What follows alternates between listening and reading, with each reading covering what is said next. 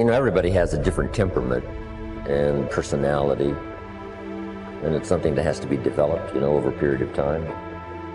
We all must deal with that dark side of our nature, the positive side of our nature, and it isn't that it ever gets done or finished, but that we should suppress those things that would cause us trouble, not only within ourselves, but cause us trouble with someone else.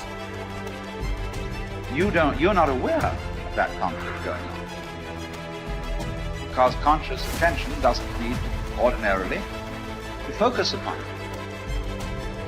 And so you don't get involved, and you're not anxious about what party is winning and what party is losing. They're keeping up a kind of balance. It's a spiritual battle, and it's taken people thousands and thousands of years to figure this out. You can find that. You just look inside. Inadequacy, weakness, susceptibility to temptation, narcissism, pride, envy, revenge, resentment, frustration, lack of faith, all of that. So we spend a lot of our energy, a lot of our time, a lot of our work and our thoughts on how much stuff can I get, how much can I accumulate. And the problem that comes up with this is that if you believe that you are what you have, if you really believe that, so we have a, almost like a dilemma. If I am what I have, then when I don't, I'm not. I start to get really terrified. I start to get really scared when I don't have as much stuff as I want to have, or when other people have more stuff. So we spend a lot of our energy comparing ourselves to what other people have. Jump on the positive side of whatever you want and see if you can't help out in this warfare and this push-shove match. That's why the old wise man said we must learn to love and hate. So underline that. You must learn to love and hate. And the illustration he used was you must learn to love good and hate evil. But the major key to your and my future, the major key to you and mine being able to put our lives together, to get up and move forward, the major key to creating the next greatest version of ourselves and looking out for our families and improving our lives and our community. The major key is you. It's me. It's all of us. We have to decide that we're going to take responsibility.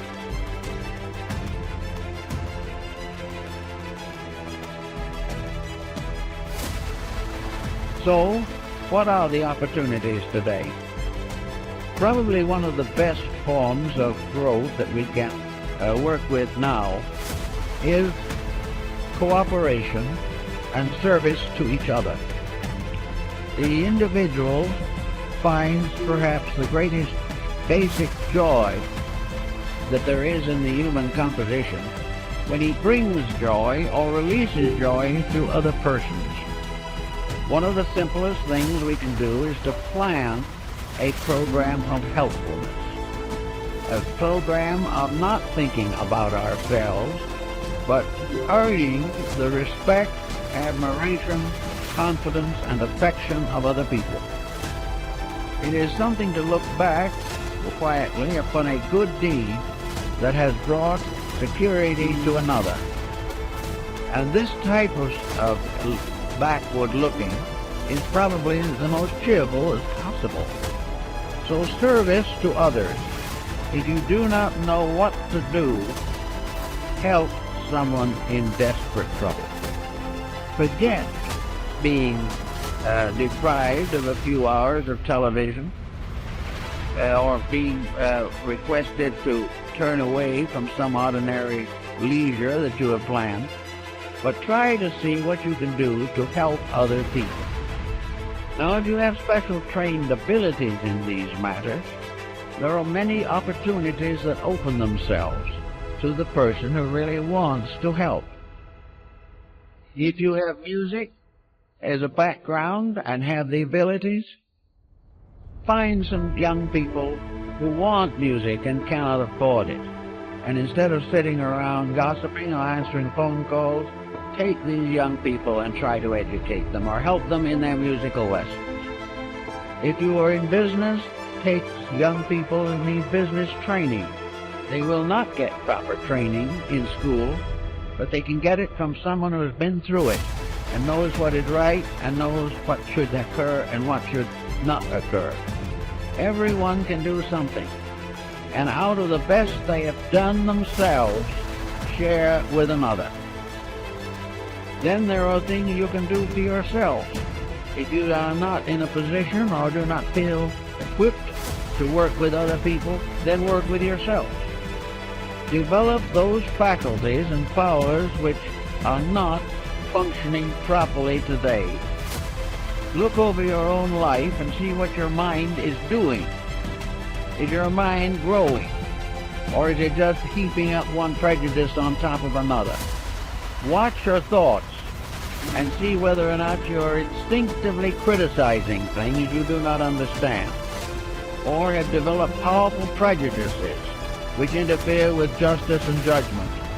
Look over your own nature and then go to work on the problem that you find needs attention. It is not good, however, to try to simply convert yourself. To sit down and say, I shouldn't hold that attitude, is usually not very meaningful. What you really should do if you dislike a certain condition is get into that condition yourself. Move in on it and find out why people think the way they do, instead of criticizing from some set point within yourself. Find out why other people are not more successful in their judgments. I know a number of persons who have simply gone into various walks of life which are not their own in order to find out how other people really live. And it is almost certainly an eye-opener. If you do not wish to go through all this, it then is the best attitude you can have is to believe firmly that every individual is doing the best he can for what he is. And it is always important to try to estimate what he is and help him to become better.